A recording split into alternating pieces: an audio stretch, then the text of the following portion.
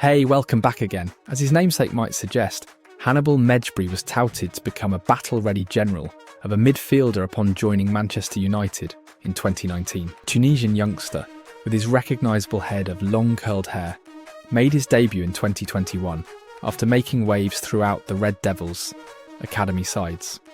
And Ole Gunnar Solskjaer looked to have handed him his big break. Alas, United entered a footballing lull during the tenure of their legendary Norwegian deputy, and temporary spells with Michael Carrick and Ralf Rangnick at the helm saw Hannibal 21 descend back into the periphery. Erik Ten Hag never entirely took to the creative player either, and Hannibal ended his United career this summer, joining Burnley. Despite such promise, and the dismal state of the Red Devils' midfield, highlighted by their merciless 3-0 collapse at the hands of old rivals Liverpool, the player that Hannibal was touted to become could have offered something different to a side evidently in need of a spark. But where did his story begin? Hannibal was born and grew up in the suburbs of Paris, where he began his budding career, starring for Paris FC. European giants began to court him, but a decision was made. The star would make a sudden switch to Monaco, famous for their incubation of Kylian Mbappe. This move was no fairy tale, however, and Hannibal lasted a single year in the city-state before opening the floor to top European clubs once again, who caught wind of his disenchantment. While rumours suggest that Bayern Munich, PSG and Barcelona had earmarked the starlet, the then France U16 player eventually chose to seek pastures new after falling out of love with his profession, snubbing other members of the European elite for Solskjaer's United. The fee was an initial £4.2 million, rising to a possible £8.2 million. Perhaps a relief for United after they paid the Monegasque side £36 million up front for Anthony Martial 4 years prior. Immediately upon arriving, the reviews for Hannibal rolled in and were positive. A training ground source reportedly told The Athletic that the attacking midfielder took the out of his teammates with his ability and was so composed for a young man. Official sources within the club soon praised him, with United Academy head Nick Cox telling the Men his performances have been very good. The first objective for any player that arrives from outside of the country is to settle and build relationships. That's really the only expectation we have on him at the moment. In these early phases, it's just to settle, and he's doing that nicely. With his bed nicely made in England, Hannibal set his sights on the first team, which was led by Solskjaer, the man who helped bring him to Old Trafford. His first start for the U21S came in 2020, during an EFL trophy tie against Salford City. And a year later, the first team beckoned after Hannibal was named Reserve Player of the Year. His first senior bow came against Wolves in the final Premier League game of the 2020-21 season. But 8 months later, Solskjaer was sacked, Carrick took temporary charge, and Rangnick was hired until the season's end. Solskjaer scarcely picked young Hannibal before his dismissal, relying on more senior figures to save his job, and that trend continued under both Carrick and Rangnick, the latter handing him 2 senior appearances near the season's end.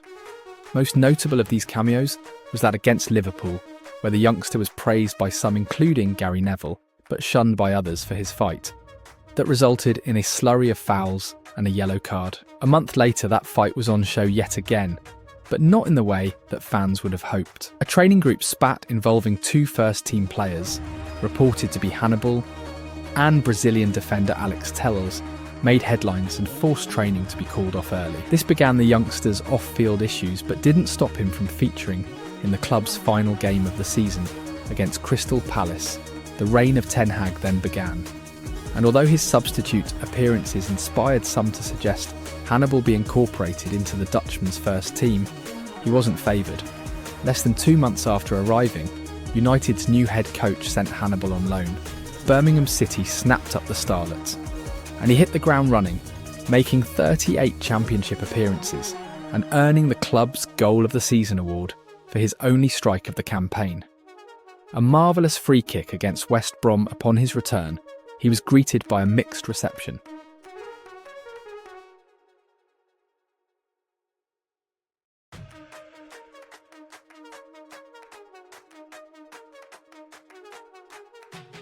Marcus Rashford was left out of Lee Carsley's England squad for the UEFA Nations League doubleheader with Ireland and Finland after a tough start to the club season. Former England winger Chris Waddle understands why Marcus Rashford was left out of Lee Carsley's England squad, suggesting the Manchester United forward needs to move clubs to revive his international career. Rashford was one of the high-profile absentees from England's Euro 2024 squad, along with Manchester City star Jack Grealish. However, while Grealish has earned a recall from interim boss Carsley for September's internationals, the United man has had no such luck. United Academy graduate Rashford enjoyed the best goal-scoring season of his career in 2022-23, as Erik Ten Hag's side finished third in the Premier League and won the EFL Cup. However, his form tailed off last season, and he has yet to score in 3 outings this term that was linked with a summer move only to stay at Old Trafford. However, Waddle believes the time has come for the 26-year-old to move out of his comfort zone. I can see why Lee Carsley has left Marcus Rashford out of the England squad. He doesn't do enough, Waddle told newbettingsites.uk. On his game, he's a terrific player, as we saw 2 years ago when he scored over 30 goals. He was on fire that season. That's what you want out of him. Since then, we haven't seen that. Last season, he didn't do it, and he hasn't so far this season either. I don't know whether it's a lack of desire or passion. It just feels as if he's not even on the pitch sometimes. He doesn't look like he cares. He hasn't been there over the last season and the start of this season. I think Manchester United should have sold him 2 years ago after that electric season. That was the right time. He needs to move away. He's been at United his entire life, and sometimes players just get comfortable. I think that's what it is. Erik Ten Hag will be thinking, I know what this kid is capable of, but he just doesn't do it. Waddle's comments come after former United striker Dwight Yorke suggested Rashford looked unhappy at Old Trafford. You can bring in the best coaches around him, but he has to have that burning desire to get himself back, the treble winner told TalkSport. We know he has all the talent and all the ability, but if he is not prepared to put that effort in and really bring himself back from his poorest season last year, he is not going to get back to that level. He has to want to do it. I have defended Marcus many times, but he just seems unhappy. For whatever reason, I don't know, but just does not seem to be enjoying his football like he used to.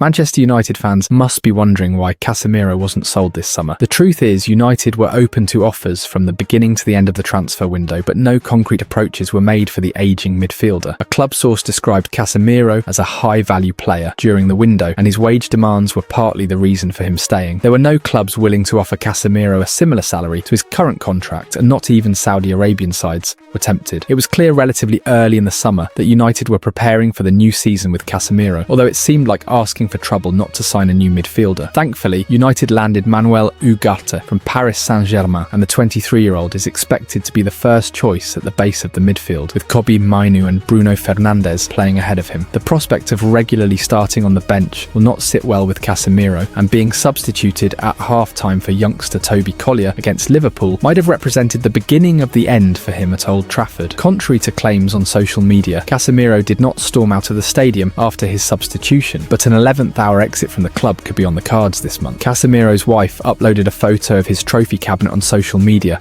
after the Liverpool debacle. However, the player who won that collection of trophies looks confined to the past. It was within United's best interest to move Casemiro on this summer, and although the opportunity didn't present itself, a late transfer to Turkey might be possible. Galatasaray are said to be considering a late swoop for him, and Turkey's window is open until September 13th, which could provide the Brazilian with an exit route from the heavy scrutiny at United. Oh, a human level. It must be difficult for Casemiro to watch his body let him down after years of operating at an elite level.